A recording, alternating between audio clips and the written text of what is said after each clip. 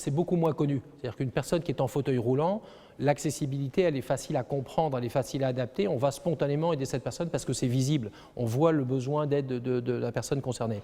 Alors qu'une personne qui présente un trouble auditif, c'est invisible, on ne s'en rend pas compte, on n'interprète pas bien. Et donc l'adaptation de ces matériels, il est assez peu connu à l'heure actuelle. On dit qu'il y a 6 millions de Français qui sont concernés par un trouble auditif qui les empêche de bien comprendre dans certaines situations de la vie quotidienne.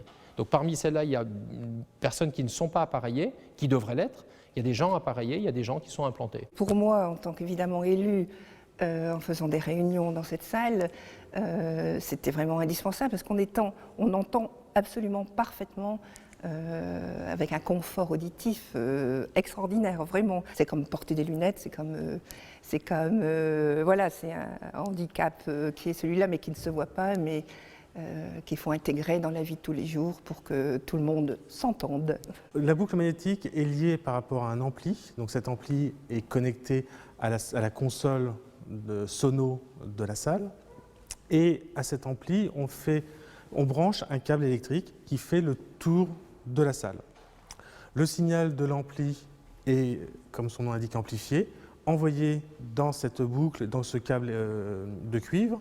Ça génère un champ électromagnétique. Ce champ électromagnétique est capté par un appareil auditif, par un implant ou par un casque qui régénère le signal et qui refait le son directement dans l'oreille de la personne. En fait, il n'y a pas besoin d'être équipé. Il faut que la pièce, évidemment, soit équipée, donc d'une boucle magnétique, mais toute personne malentendante, à ce moment, pourra utiliser par un récepteur adapté. Donc si une personne n'est pas appareillée, elle utilisera un petit récepteur standard.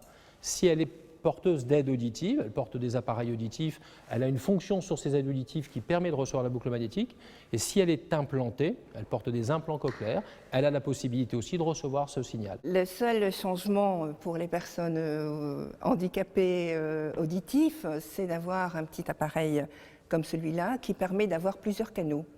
Alors le premier canal, on entend normalement, comme tout le monde, disons, par son appareil. Le deuxième canal, plus exactement, permet d'entendre et dans la boucle magnétique, c'est dans le micro, et ce qui se passe autour, dans la salle, tout le bruit extérieur. Et le dernier canal, qui est le plus intéressant, c'est qu'on écoute directement ce qui se passe dans le micro, ce qui se dit dans le micro, mais on coupe tous les bruits extérieurs.